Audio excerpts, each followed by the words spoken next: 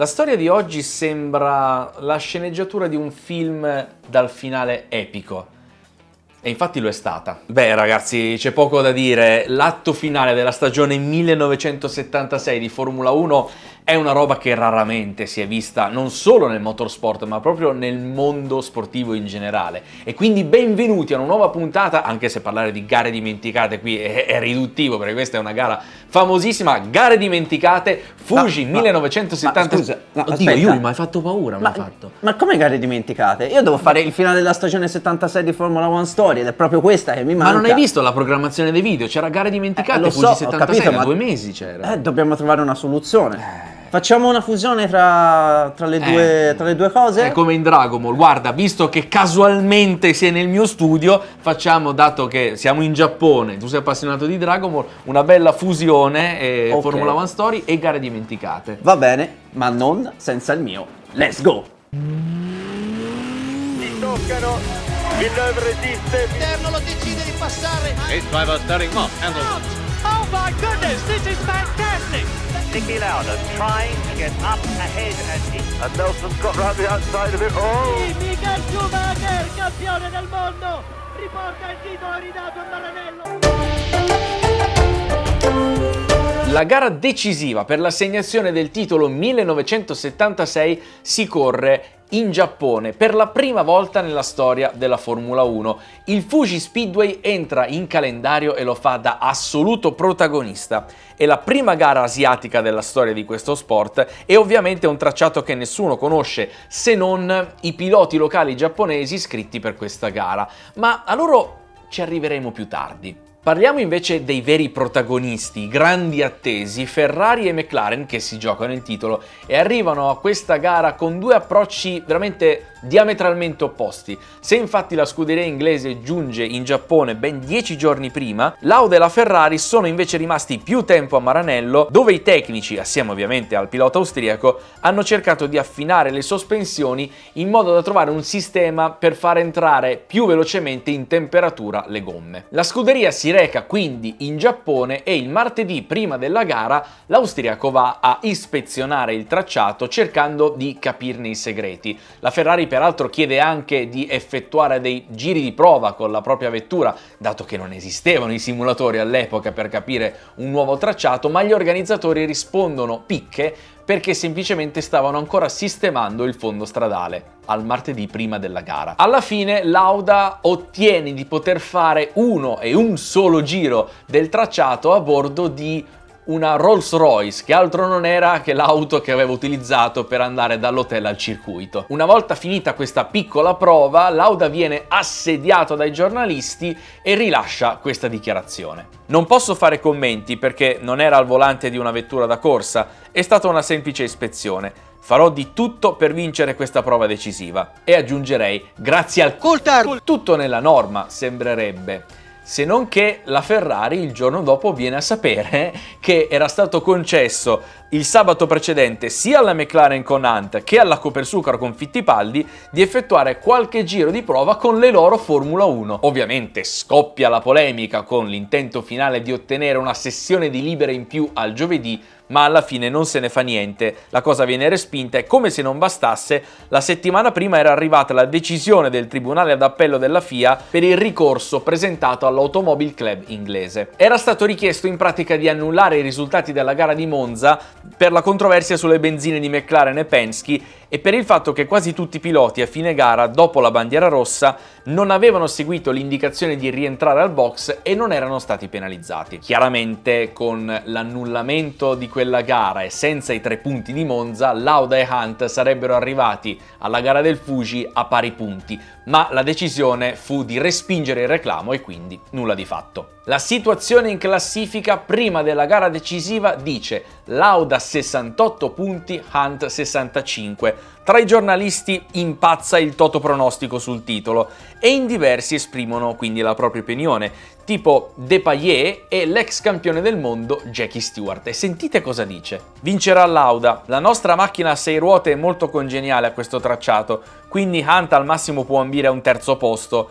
Per Lauda il compito è semplice, gli basta arrivare quinto. Il tracciato è più adatto alla Ferrari, Lauda ha più esperienza e Hunt ha già avuto quest'anno molta fortuna, non può andargli sempre bene, mi gioco tutto sull'austriaco. E quindi anche a gufate in casa Ferrari siamo a posto, siamo al completo. Il team peraltro decide di lasciare a casa Carlos Reutemann in modo da avere una terza vettura da usare come muletto in caso quella titolare di Lauda avesse avuto problemi. Come detto poc'anzi, un numero considerevole di piloti locali giapponesi dei quali Yuri noi viviamo praticamente fa il suo esordio in questa gara. Alcuni li abbiamo trattati sia in piloti che in scuderie dimenticate, vi invito a ripercorrere le varie playlist per scoprire le loro storie, ma andiamo con una veloce carrellata. Il primo è Kazuyoshi Hoshino, con una Tyrrell 007 privata gestita dal team Heroes Racing Corporation e porterà per la prima volta in Formula 1 i pneumatici Bridgestone. Alla Surtees trova posto Noritake Takahara che prende il posto di Brett Langer. E c'è poi la grande accoppiata pilota giapponese su auto giapponese. Masashiro Asemi correrà infatti con la nuovissima Kojima, una vettura che è quasi un oggetto misterioso perché sembra molto performante, ma la storia completa l'abbiamo narrata nel video di Scuderie Dimenticate. Proprio sulla Kojima ci sono degli aneddoti spaventosi, ve lo lascio qua in alto se volete recuperarvelo. Il quarto pilota della Terra del Sollevante presente in circuito sarà Masashi Kuwashima, che però è al centro di un giallo. Infatti inizialmente avrebbe dovuto correre per la Ram Racing, ma a causa delle varie vicende legali che Yuri vi ha raccontato nelle precedenti puntate di Formula One Story, la scuderia non si presenta proprio in Giappone. Il pilota giapponese però porta con sé una dote molto importante, ovvero una cospicua quantità di sponsor locali giapponesi e quindi, come per magia, si libera un posto alla Wolf Williams. Il team aveva peraltro inizialmente iscritto all'evento Hans Binder e sappiamo bene però che quando Frank Williams ha la possibilità di portare dei fondi extra al suo team, lo fa subito. Abbiamo peraltro un video esclusivo, un contenuto mai visto prima su YouTube, ovvero il momento esatto in cui il team annuncia a Binder che deve far spazio al pilota giapponese. Ciao, vai dietro. Tra le altre squadre in griglia è assente la Ensign dopo l'infortunio di Jack Hicks, mentre la Maki, la Maki, Yuri, che nome ti ho tirato fuori, la Maki ci riprova ancora e questa volta come kamikaze, come pilota userà Tony Trimmer. L'organizzazione del weekend prevedeva 2 sessioni al venerdì, valide per la qualifica, una al sabato mattina non cronometrata e una terza sessione di qualifica valida per lo schieramento di partenza al sabato pomeriggio. Per la griglia valeva il miglior tempo fatto in queste sessioni cronometrate. Si comincia quindi al sabato mattina con una sessione ufficiale su un tracciato che nessuno conosce. Cosa succede quindi? Succede che inizialmente in testa alla colonnina dei tempi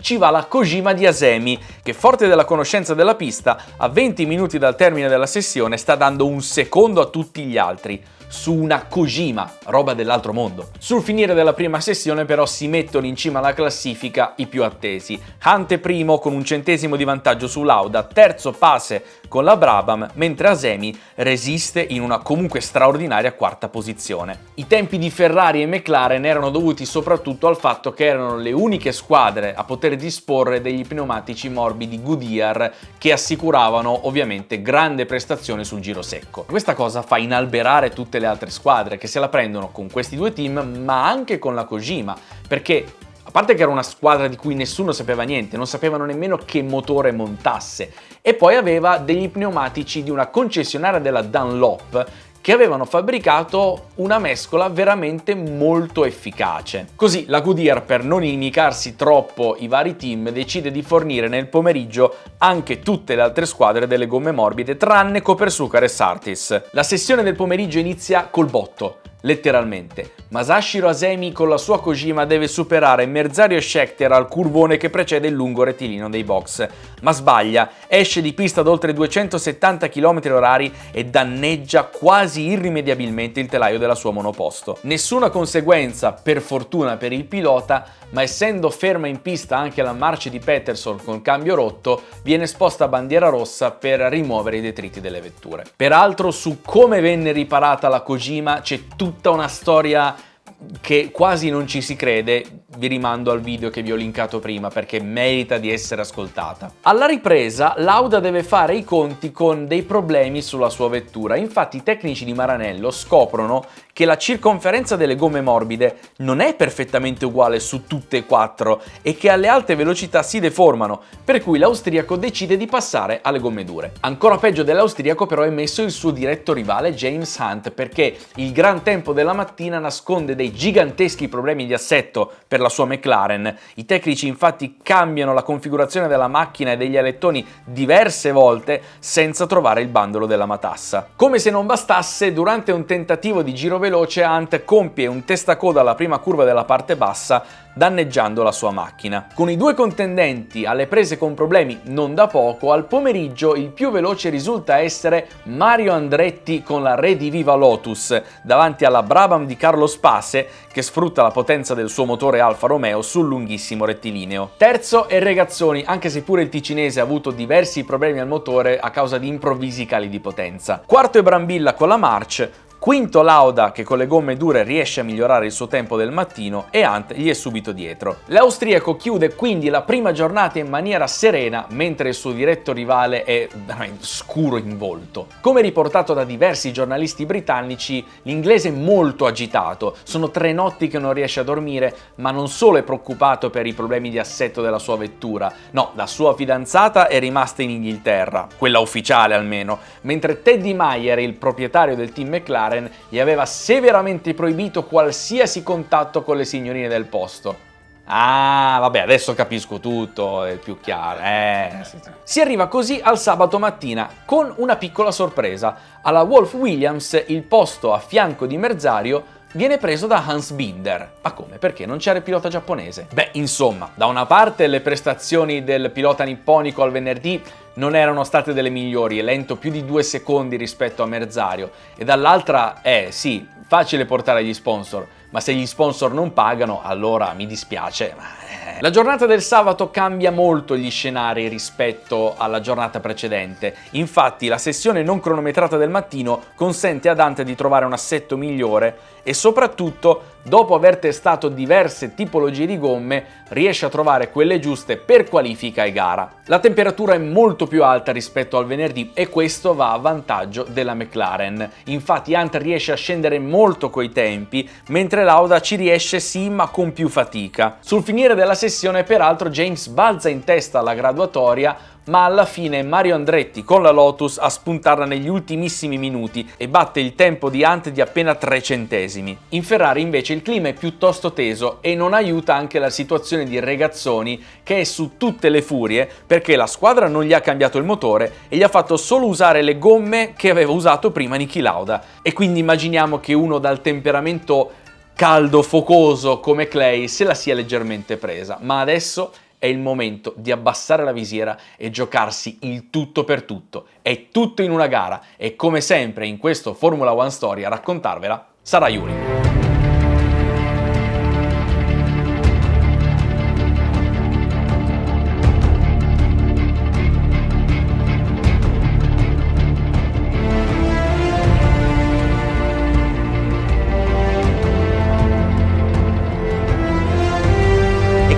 Eccoci qua, la griglia di partenza della gara decisiva del mondiale 1976 è definitiva. Mario Andretti con la Lotus in pole position grazie all'ottimo assetto trovato sulla sua Lotus, ma Hunt alla fine, come detto prima, si piazza in prima fila a soli 3 centesimi di distacco. In seconda fila troviamo l'altro pretendente al titolo Lauda, che riesce a contenere i danni piazzandosi subito alle spalle dell'inglese, affiancato dalla Penske di Joe Watson. In terza fila troviamo la Tyrrell di Scheckter in quinta posizione, e meno male che volevano dominare. Al suo fianco la Brabham di Carlos Pace, che con quel motore poteva fare decisamente meglio. Settimo quindi è Clay Regazzoni per i problemi citati prima da Andrea. Ottavo Brambilla, il quale ha rotto il suo nuovo motore quasi subito al sabato e ha dovuto usare quello vecchio usato al Watkins Glen. Quinta fila è per la nostra cara Kojima di Asemi, un po' più indietro rispetto all'inizio delle prove, ma comunque rimane in un'ottima top 10. Dei 27 iscritti alla gara ne doveva rimanere uno fuori perché erano consentiti solamente 26 vetture. E chi poteva rimanere fuori se non Tony Trimmer con la Maki? Ovviamente lui. Ovviamente è lui. Al pilota inglese fu consigliato dai tecnici delle altre squadre di non correre con quella macchina pericolosa, con la Shadow che per pietà arrivò ad offrirgli una loro vettura per correre, cosa poi non andata in porto a causa del mancato nulla osta degli sponsor giapponesi. Ma dopo una stagione in cui è successo di tutto tra polemiche, squalifiche, ricorsi, battaglie, cosa mai poteva accadere il giorno della gara? Ma un bell'uragano, ovvio! Nel warm-up del mattino di mezz'ora i piloti si rendono subito conto che le condizioni sono proibitive. Piove a dirotto ed inoltre ci sono anche molte nubi basse che creano un grosso problema di visibilità.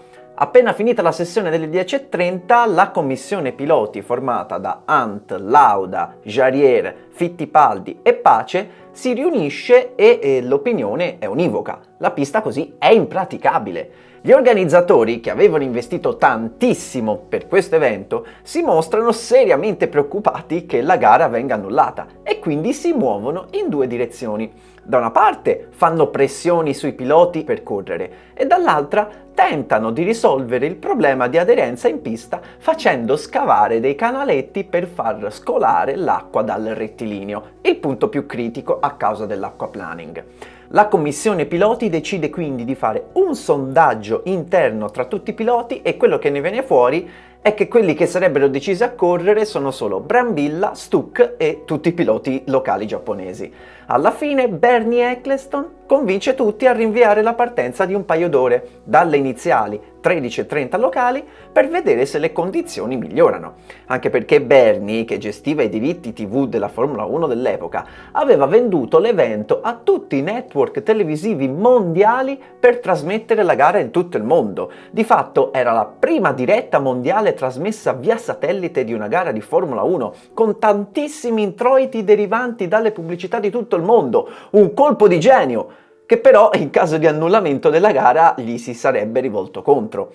Nel frattempo, all'orario di quella che doveva essere la partenza, viene mandato in pista dai colleghi Tom Price per perlustrare le condizioni in pista. Il gallese torna in box tutto zuppo d'acqua e il suo sguardo è eloquente. Correre in queste condizioni è follia pura, il suo commento. Si pensa di rinviare la gara al giorno successivo o addirittura al 77, ma la realtà è che quando però si parla di soldi, in Formula 1 soprattutto, è difficile rinunciarci. Gli organizzatori, insieme ai manager delle squadre Teddy Meyer della McLaren e Max Mosley della March su tutti, insieme ovviamente ad Eccleston della Brabham, fanno forti pressioni sui piloti per correre. E alla fine è così. I piloti sono, gentilmente invitati a presentarsi sulla linea di partenza alle ore 15 circa, con partenza una decina di minuti dopo, anche se nel frattempo non aveva minimamente accennato a smettere di piovere. I piloti però si riuniscono e trovano l'accordo nell'effettuare tutti solamente 2 giri per poi ritirarsi volontariamente. Così facendo non ci sarebbero stati problemi di mancati introiti per organizzatori e team.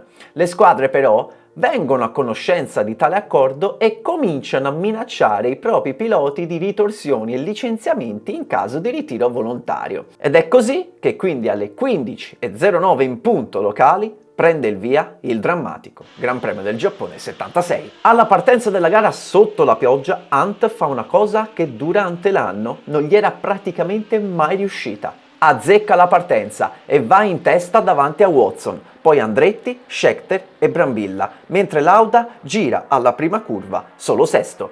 L'austriaco è molto guardingo, forse troppo, ed infatti transita sul traguardo alla fine del primo giro addirittura in 10ª posizione, perdendone altre 4, mentre davanti Hunt sta già scappando via sul resto del gruppo. Lauda, anche nel giro 2, perde sempre più posizioni, non si riesce neanche a scorgerlo in mezzo al gruppo, quando al termine della seconda tornata l'austriaco rientra incredibilmente al box. I meccanici sono stupiti, la macchina apparentemente non ha niente di guasto o di rotto, ma Lauda scende dalla sua vettura e si ritira volontariamente. Per lui quelle condizioni sono troppo pericolose.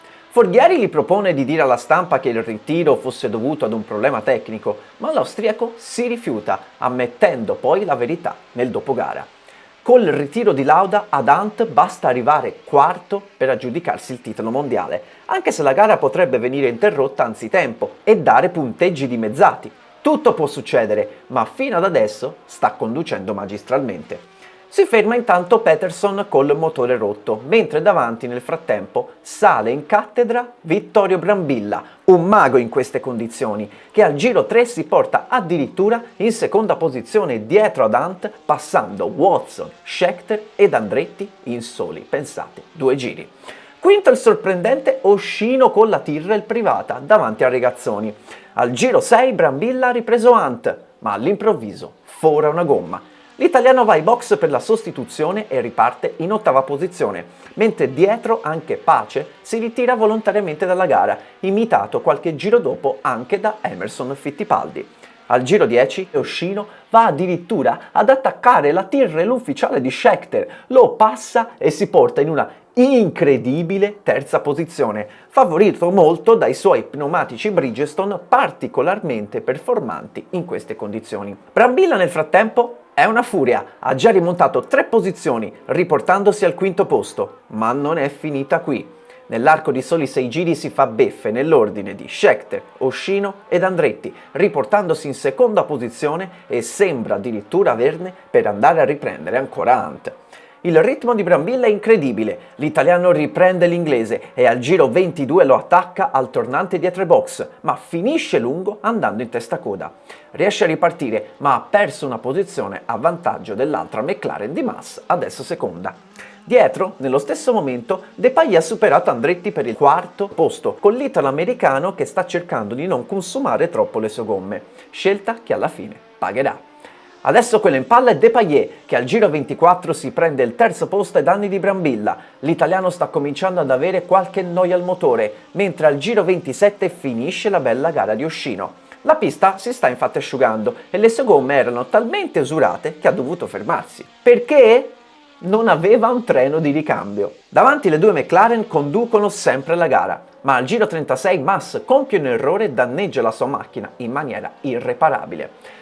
Hunt rimane l'unica McLaren superstite, ma ha tirato troppo nella prima parte di gara e ora le sue gomme si stanno consumando più degli altri. Dietro infatti il trio composto da Depailler, Price ed Andretti lo sta recuperando. Adesso è Price quello che sembra averne di più. Al giro 40 si porta al 2º posto superando Depailler, mentre poco prima la gara spettacolare di Brambilla finisce per un problema elettrico. Al giro 47 un altro ritiro. Stavolta è Price che deve abbandonare la gara col suo motore a rosto, mentre Hunt sta perdendo tutto il suo vantaggio sulla coppia Depailler-Andretti.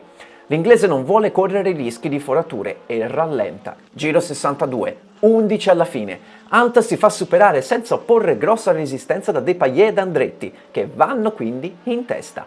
A lui infatti basta il 4º posto per aggiudicarsi il titolo, ma i colpi di scena sono appena iniziati. Giro 64, Depailler fora una gomma ed è costretto ai box per la sostituzione, riparte ed è quinto. Situazione: Andretti primo, Hunt secondo, terzo Regazzoni, quarto Jones, quinto Depailler. C'è agitazione però in casa McLaren. Hunt sta aspettando una chiamata dal box per rientrare a cambiare le gomme, mentre i meccanici stanno aspettando che sia il pilota a decidere se rientrare o no e per ogni evenienza aspettano pronti sulla piazzola. L'inglese infatti fa dei vistosi cenni quando passa di fronte ai box, ma non vede nessuna risposta e decide di proseguire. Giro 69, 4 alla conclusione. Arriva il clamoroso colpo di scena. La gomma anteriore sinistra di Hunt, quella più usurata, improvvisamente cede. Può essere il momento decisivo per il titolo. Per fortuna di Hunt la foratura è arrivata nell'ultimo tratto della pista e quindi rientra velocemente al box dove i meccanici erano già pronti. Gli cambiano le gomme, ma c'è un problema col crick per sollevare la vettura e la sostituzione dura ben 27 secondi. Viene rimandato infine in pista. L'inglese adesso però è quinto dietro ad Andretti, Regazzoni, Jones e Depailler. Con questa situazione il mondiale è perso, a vantaggio di Lauda. L'inglese però con gomme nuove è molto più veloce di quelli davanti a lui e nell'arco di soli 2 giri passa facilmente sia Jones che Regazzoni, riportandosi in terza posizione. Grazie ad una gestione degli pneumatici impeccabile, Mario Andretti vince il primo Gran Premio del Giappone, ben un giro davanti alla Tyrrell di Depailler seconda, ma la gioia più grande è per James Hunt, che col terzo posto è campione del mondo 1976. Anzi, inizialmente nessuna gioia, perché l'inglese nelle concitate fasi finali non aveva ben capito in che posizione fosse arrivato. Quando torna al box e scende dalla vettura, inveisce contro Teddy Mayer per la mancanza di comunicazione col box, quando lo stesso gli comunica di essere il campione del mondo.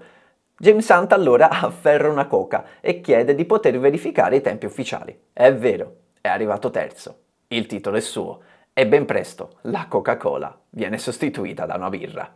E si conclude quindi così la stagione 1976. Andre, vieni qui, finiamo il video insieme, visto che questo è un portato format, la sedia da casa. questo è un format che abbiamo fatto in 2. Vuoi sapere qual è stata la prima dichiarazione di James Hunt da campione del mondo? La vuoi sapere? Beh, penso Non di la immagini? intuirla, penso di intuirla. Penso che andrò ad ubriacarmi. Non poteva essere Il personaggio, altrimenti. diciamo che è quello, Ma per un'incontenibile gioia da una parte c'è l'amarezza grossa dall'altra, per una Ferrari che tra l'altro nelle prime 6 o 7 gare le aveva vinte praticamente tutte e praticamente si sentivano il titolo già in tasca. Ma per esempio, prendiamo solo il discorso dell'abbandono volontario di Lauda.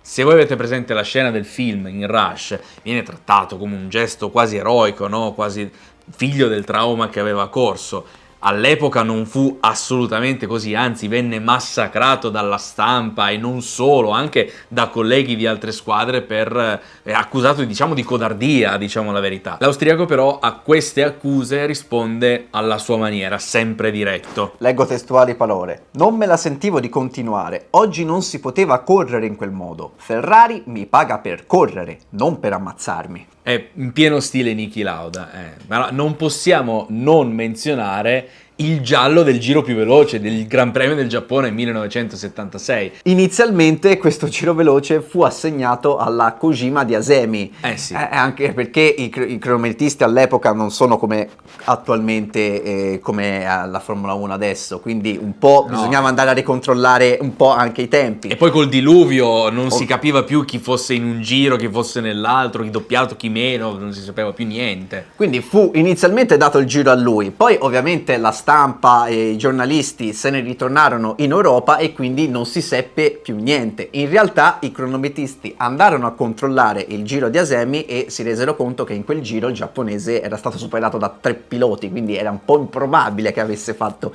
il giro veloce. Infatti dopo 2 giorni, dopo la revisione dei tempi, fu assegnato il giro veloce a Jacques Lafitte, che fu in effetti quello che fece il giro più veloce in gara. Ma questo giro veloce del giapponese, appunto perché i giornalisti erano già tornati in Europa e quindi non sapevano del cambio, perché ovviamente all'epoca non c'era che come adesso che sai tutto quasi in diretta anche dall'altra parte del mondo, rimase anche vita natural durante sul sito ufficiale della Formula 1 rimase il giro di Asemi per molto molto tempo. E quindi questa stagione del 76 si conclude con questa puntata speciale fusione tra gare indimenticate anzi, e Formula 1 Story, che era doveroso perché fare una puntata singola di questa gara di cui c'era da dire 1000 cose, 1000 aneddoti, era il minimo di dedicargli una puntata speciale. Posso dire forse una gara che ha segnato un punto cardine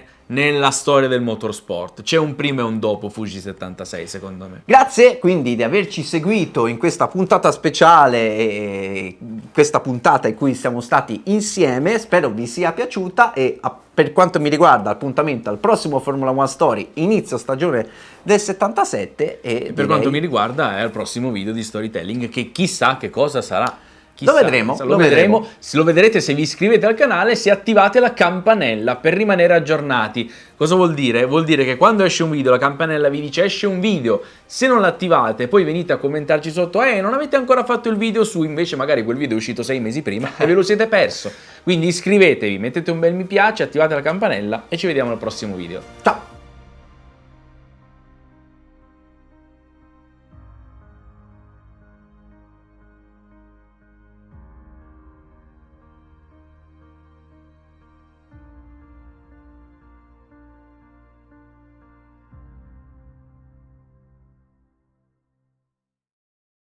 Formula One Story è anche in podcast. Lo trovi su Spreaker, Spotify, Amazon Music, Google Podcast e tutte le altre piattaforme.